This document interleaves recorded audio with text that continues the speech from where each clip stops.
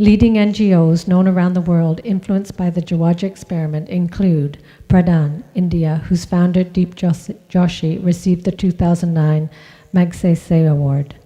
BASIX Hyderabad, headed by Vijay Mahajan, an international expert in microfinance. Utan, led by Nafisa Bharat, acknowledged for key contributions to drinking water, sanitation, and human rights. The Tatadan Academy, Madurai, founded by Jawaja colleague Professor Ranjit Gupta. DAN, started by alumni of Pradhan. The Madras Institute of Development Studies and the Crafts Council of India, with its affiliate state councils across India and links with the World Crafts Council. Almost every notable experiment in craft development in India over the past years has been influenced by the Jawaja experiment, including IRMAL, the National Institute of Design Ahmedabad, and the design institutes that have followed it, and the Rights and Resource Group Washington, D.C., where early Jawaja volunteer Arvind Khare now works. Wherever Jawaja volunteers have gone, they acknowledge their debt to learning from and alongside the artisans.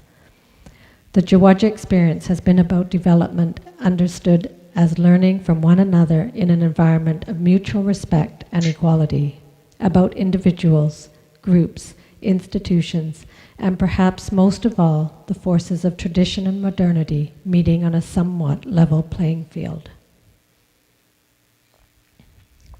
Crafts is a wonderful space to express this, as happened in Jawaja, but the influence extends well beyond crafts to so many efforts concerned with dignity, self-reliance, self-empowerment, and livelihoods.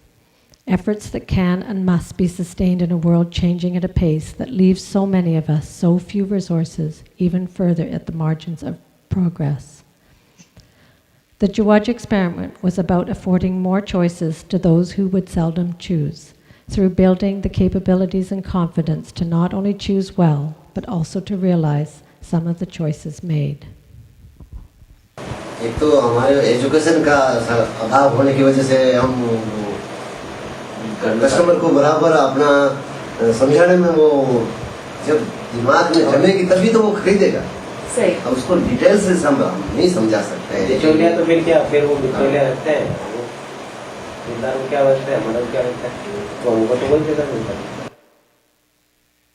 Today, Jawaja's greatest challenges lie perhaps still in marketing their work in an increasingly competitive English-speaking world.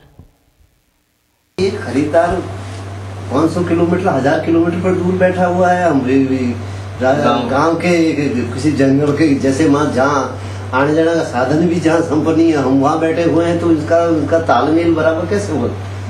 एक तरह की परेशानी है। पता भी तो नहीं होता ना भाई कितने कौन एक्सपर्ट कितनी चीजें बेच रहा है, वो हमें पता नहीं है। वो तो फिर वो जैसे दिल्ली वाले लोग तो उनको ही पता है, वो ही हमारे पास लेके आते हैं। फिर आपने ये जो वेबसाइट अपना लगाया है, आपका वेबसाइट है ना, उसके थ्रू कुछ हुआ है? जबकि 2 साल हो गया अपना, 3 साल हो गया, तभी उससे कोई ऑर्डर नहीं है, डायरेक्ट ऑर्डर नहीं है आपके पास?